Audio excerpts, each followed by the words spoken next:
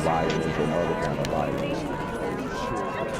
Get away! I could be at work, at school, in my car, and I can still get shot by the police. But I can get shot anywhere. So it is what it is.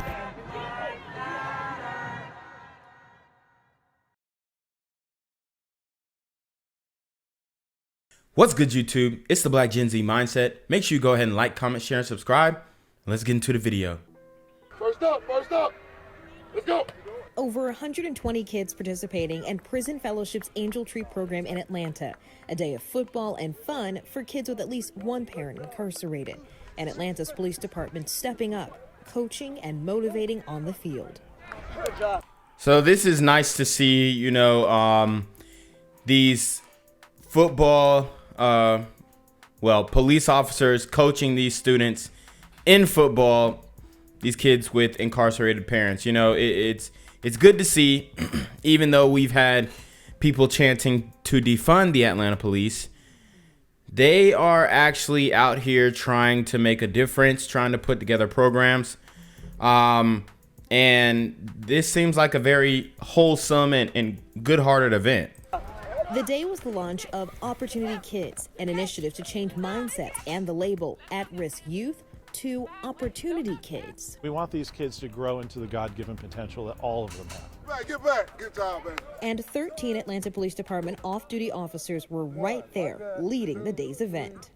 On a Sunday morning, they're here because they want to be here. They're here because they love kids, they love youth engagement, they love youth interaction. When you drop that ball, it's okay. Next play. Catch it next time. My overall statement to the youth is, we're here for you because we are. Javetta Lindsay was there with Desire and Mario, her niece and nephew, whose father has been incarcerated for 13 years. Dang. So these kids' father has been incarcerated for 13 years. And my thing is, you can't hold these kids' hands throughout their whole life. So once they leave this camp or this park or whatever, they gonna be back to the same old, okay? And hopefully their mom has a hold on them. But programs like this, they definitely give kids something to think back on and say, hey, it was a good thing. There are people who care about me. But it's not as personal as your own family. She's now their caretaker. It was just important for me to show them support. They can actually see that I'm actually watching, taking videos. Hard work on three. 1, 2, 3. Hard work. Yes, sir. Ashley Schiffer went with her 10-year-old son, Jace. Jace is so excited. He definitely was like up and ready to go this morning. They moved from Illinois to Atlanta about 2 years ago. So they had a little mixed kid. They was in Illinois. Maybe the Chicago area, maybe not. But the boy's working. Mama brought him out there to play on the field. Jace's dad has been incarcerated since he was 1 year old. So we've always kind of been a tight-knit family, and it's Dang, so she was laying up with Pookie and Ray Ray then. really important for me to be there for Jace since one of his parents is absent. Everybody ready? Yes, sir. Everybody ready? Go. The one with the dreads, I think, he pretty cool. Yes, sir. I like it. Shrimp back. There you go. I feel incredible. I'm like, wow. They really took their time out to come to help us today. Come on. And it's awesome. You can see there's a lot of black police officers in Atlanta. Probably one of the blackest police forces in the country. And they're active in the community. And these kids are getting a positive impact from it. Now, they can't do this every weekend. Okay? So they need some more resources. They're going to need more funding to pull off events like this, because they might have volunteered one time, but at the end of the day, we need them on the street just as much as we need them right here showing representation. And this is what policing your own looks like. It's not some, random dude getting his get back. It's somebody actively involving themselves in the police force in making a change in the community. Do not fear the police. We are not to be feared. We're here for the community, and we're here for you. We actually care. And honestly, I had a great time. Give it up for the culture. Nadia Romero, CNN, Atlanta. Look at this. A Korean fried chicken restaurant in Midtown broken into right after Thanksgiving. The suspect using a rock to smash through that front door before grabbing the cash register. Wow. So this dude throws a rock through the front door, which is a glass door, steals the cash register, and I don't know, but I think most restaurants empty out the cash register before they end the shift. You can see the tables are pretty much stacked up. I don't know though, but he probably didn't get much out of that. CBS 46's Crystal Bowie talks with the owner tonight on how they're working to get by. A callous robbery caught on video. We were just freaking out. Surveillance footage showing this suspect using a rock to smash through the front door of this small business, grabbing the register. They yanked everything out and they looked like they were in a rush. And I told you, Atlanta is on fire. This dude is lucky he didn't get charged with a hate crime, because this is against I don't want to call them Chinese, but they're an Oriental business, if you will, okay? This is what the Stop Asian Hate Crime Bill was meant for. I've been told you guys, we've been robbing the bodegas. We've been robbing the gas stations. We've been running up in the nail salons and messing things up, tearing stuff up, yelling, fussing at the nail salons, at the hair weave places that the Asians own as well. So they implemented that law because after the pandemonium, I don't want to say the actual word, but after that sickness occurred, it started increasing. And it wasn't just because, blacks blamed Asians for the pandemonium. We didn't even care about the pandemonium. We weren't social distancing. We weren't stay inside. We weren't doing none of that, okay? We weren't following the CDC guidelines, okay? We didn't even know there was a CDC. We was just out here whiling, protesting, rioting, all that kind of stuff during that time period. So that Asian crime bill, it was just reflective of the fact that we was still outside and we was touching whoever was outside. That's pretty much what was going on. Like they were in a rush. And bolting within 30 seconds. So it's a Korean fried food, okay? So we were even more dumbfounded and more so mad because we're a cashless restaurant. Restaurant co-owner Sean Chang came in at 9 a.m. discovering the mess. And all these restaurants struggling. Now they got to replace that glass. Another expense. They're trying to serve the community. They're trying to stay open. A lot of restaurants closed during the pandemonium. A lot. Okay?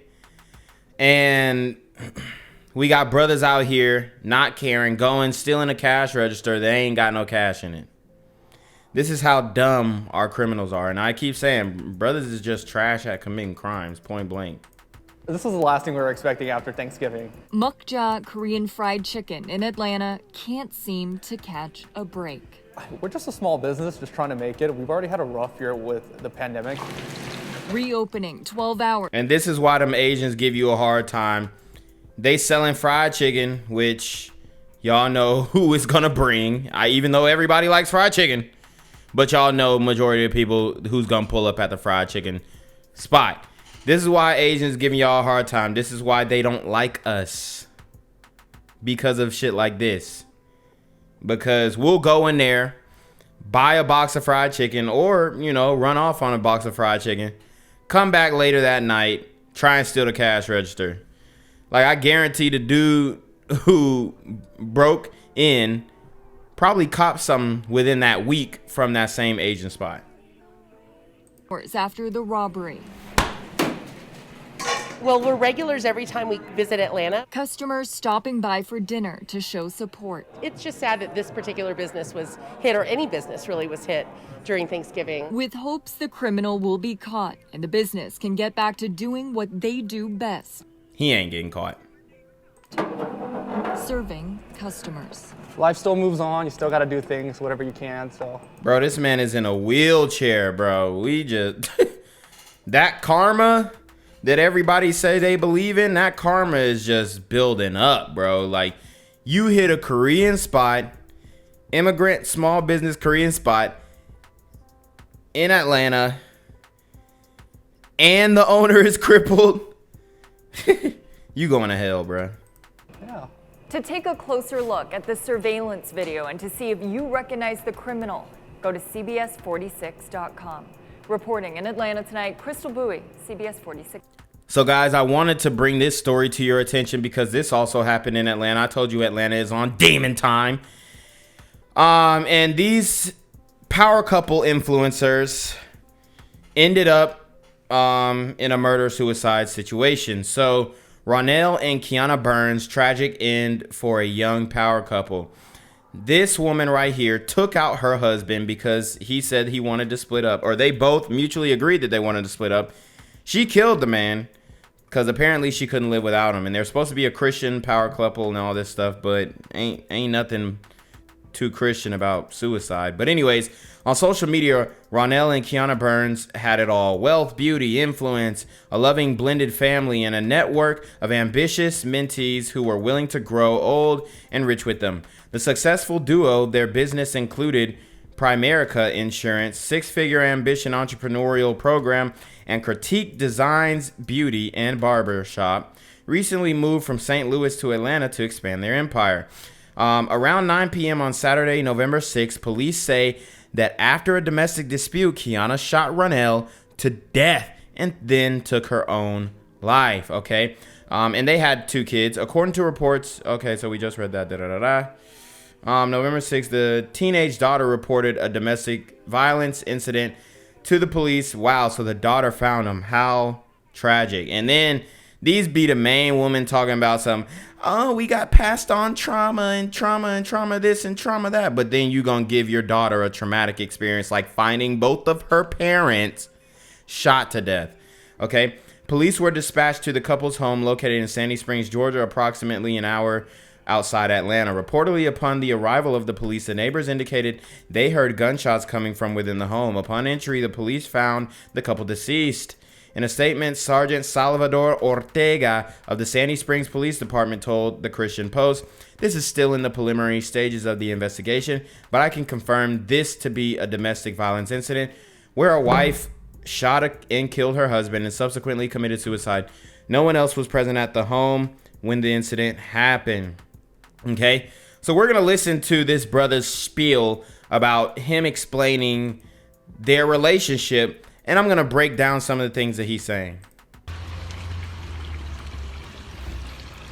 Good morning, Bookers. Coming live from you all straight from the Broadmoor. We just got to having breakfast with a young lady. She told me to give her a shout out, Erica Billups. And dang, so this man shouting out his side chick. Nah, I'm just kidding. I don't know if that's his side chick, but I don't know if you want to be involving other women in y'all's business. Yeah, I mean, it's not a good look. And this video doesn't really age well either. She actually inspired me to get on here and talk about the story I'm about to share with you guys. And the story I'm about to share with you guys was the story from about, I don't know, let's say, I guess about 7 months ago, something like that. 7 months ago, when my wife and myself, we decided we was going to get a divorce, that we ain't want to be with each other no more. It was just, so they had decided this 6 to 7 months ago. We were just done with each other. And so I just thought back as I was talking to Erica. She was saying that she was going through a divorce. She works in a business, the same business that we work in. And she was saying she was going through a divorce and things are tough and she had to go get a part-time job and, you know, all these reasons as to why she had to go get a part-time job. A lot of us centered around her going through a divorce. And I just, and it took me back to 6 months ago when Keianna and I decided that we didn't want to be with each other no more, and some of the things that transpired. And so I remember like it was yesterday. We were sitting in front of our beauty salon, Critique Designs. We had a party Saturday, y'all. Saturday from 9 to 1, free everything. Y'all need to stop by. Saturday from 9 to 1, 10849 West Florissant. And come and see your boy Ronnells and Keianna. So anyway, we sitting out in front of the salon, and we talking about, you know, we just didn't want to do this no more. She was tired of me. I was tired of her. We was going to go on about our business. And as we sat in the truck and we said, hey, you know what? If we're going to get a divorce, let's be civil. You know, we got kids. You said we're going to get a divorce. Let's be civil. Whoo, this just did not end well. I mean, it really didn't age well. He tried to talk it out with his wife. It looked like he was the more civil one, and she could not handle the smoke, even though she probably acted like she could. We got businesses. We said, well, let's just sit down and just talk about how this all gonna work out. Meaning from a business aspect. We didn't talk about why we should stay together. You know, we love each other. None of that conversation was being had. We was done with each other. And so all we talked about, we said, okay, well, listen. We done with each other. We both came to that conclusion, but let's not impact everybody like this around us because we just decided we don't want to be together no more. Let's not do that. So I said, let's have a conversation. And we took out a piece of paper, we drew a line down the middle of it, and we talked about how the business was going to go, how we was going to divide the business, and she go her way and I go my way, but we didn't want to compromise and jeopardize everybody else's future because we was tripping. Let's not destroy our businesses. Let's not tear each other's name down. Let's not do none of that. It looks like she didn't agree to any of that. Because there's kids, there's family members, there's moms and everything that we plan on retiring one day, and just because we decided we don't like each other no more, we gonna forfeit all that. We gonna mess up that for everybody. Now we gotta figure out a way how we can work together, be divorced, go our separate ways. Know at some point we're gonna get remarried to somebody else, but keep sustaining what we promised the people that's dependent on us. And keep that thing going. And when we got through having that conversation, we wrote everything down and we had it mapped out to a T how we was going to continue those businesses on an individual basis, but still reach that common goal and forget about everything else. And see, by the time the night had reached us, God had changed our heart. And I start thinking back to Jesus when he was on the cross. And Jesus on the cross, and the same very people that he was dying for, he pierced them in the side and he wanted to quit and he wanted to give up. He didn't want to go further. He looked up to heaven. He told his father, he said, listen, if there's any other way, he said, if there's any other way, God, remove. I know they not comparing their marriage to Jesus Christ. This cup from my head. In other words, let somebody else do this. It got to be a better way than me getting on this cross and dying for everybody. So it got to be a different way that we can save the earth. He said, but nevertheless, not my will, but thy will be done. Nevertheless, not my will. In other words, so he went through trials, he went through hardship, and it didn't even feel good to Jesus going through the persecution and the tribulations. But he was focused on why he was put here on earth in the first place. And I think that's one of the biggest keys to our success is that in spite of what we go through, see, people think our life just been rosy, and no, it ain't rosy now. We got a better marriage than we ever had, but our life ain't rosy. We got crap that's happening. If I get on here and tell you about all the crap that's going on in our life, you'll say, I feel sorry for them. Oh man. It's daunting even listening to this man go on. Seriously. But we don't want nobody to feel sorry for us. Because we focus and we know why God put us on this earth, and it's to make an impact on people's life. It's to inspire people to go be great, but we got crap too.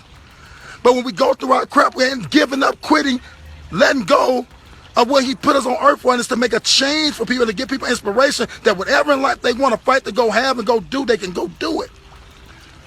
So even when all that was going through, we said to each other, listen, with the plan and the will of God for us to prosper and to go take a lot of people along that journey with us and to go teach them how to go do the same thing. And so even if we want to get off track and not do that together, the purpose of our life was to inspire and to be change agents for people in their life and teach them the art and science of business and inspire them that greatness is upon their life. I ain't gonna lie. I'm surprised he didn't talk himself. I'm surprised he didn't talk her out of shooting him. Yeah, this man, he put on a good game. He got a mean mouthpiece. This man got the gift of gab. And I mean, I'm surprised he didn't talk her out of shooting him. But that's enough of that. I'll show you their Instagrams. You know, they was lit. People, you know, giving their condolences in his Instagram profile. Wow. It looks like they had a viper or something. You know, but this brother, he was doing it, man. He was really doing it. He was doing the damn thing. You know, just an overall dope brother, it seems. And here she goes.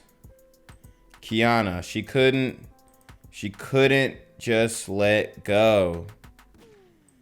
She could not let go. Right? And she's just doing the most on social media. Wow. Wow. Gang violence and other kind of violence. Guess what? I could be at work, at school, in my car, and I can still get shot by the police. But I can get shot anywhere. So it is what it is.